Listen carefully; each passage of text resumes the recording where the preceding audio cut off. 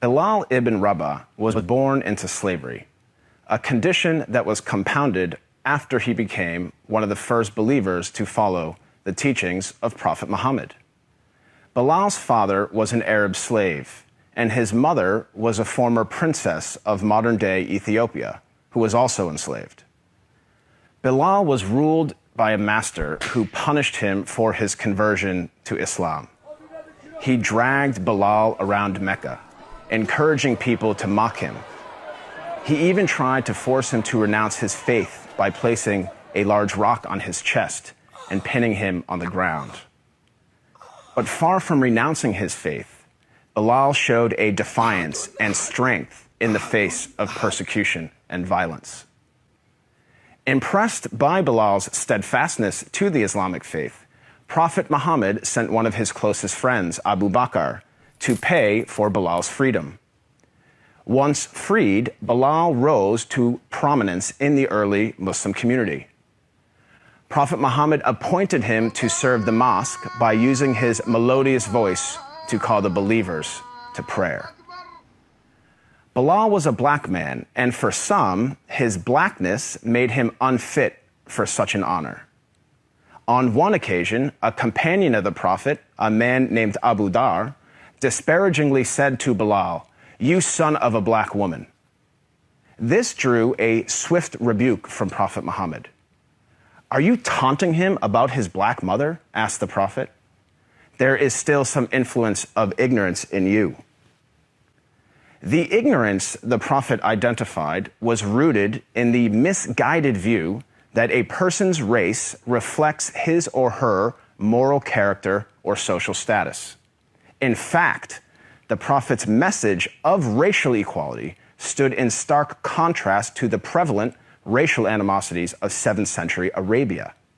Scholars refer to the period prior to the advent of Islam as Jahiliyyah, a time of ignorance, which included racism. Arguably, Prophet Muhammad was the first person in human history to declare, in no uncertain terms, that no person is above another by virtue of race or ethnicity. This declaration is crystallized in one of the Prophet's notable speeches, his last sermon, as it is known, which was delivered on Mount Arafat in 632 AD. In that sermon, the Prophet unequivocally condemned racism when he said, "All mankind is descended from Adam and Eve. An Arab has no superiority over a non-Arab, and a non-Arab has no superiority over an Arab. A white person has no superiority over a black person, nor a black person has any superiority over a white person, except by piety and good action."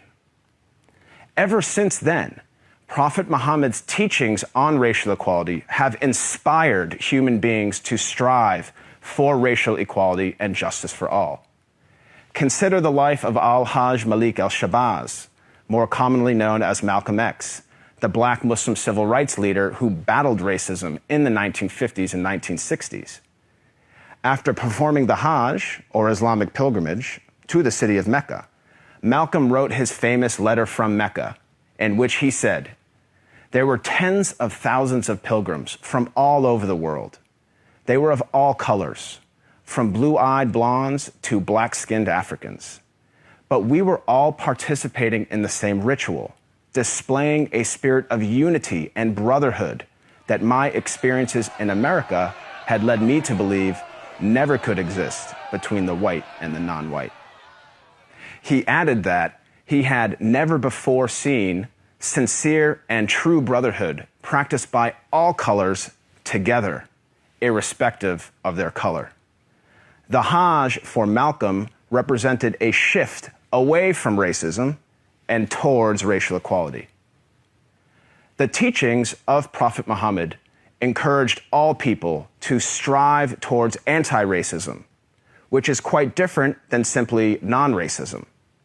While non-racists do not openly express prejudiced views, they also do not work to dismantle racism in any given society. The Prophet of Islam actively challenged and dismantled the covert, the overt, and the systematic racism around him. He identified racism as a symptom and identified its root cause as arrogance in the human heart. As our world becomes more and more diverse and interconnected, it is imperative that we strive to follow the teachings of Prophet Muhammad. I am not a Muslim myself, but I have to say that I am deeply inspired by the anti-racism of Prophet Muhammad, because he showed that a person is distinguished over another not by race, but rather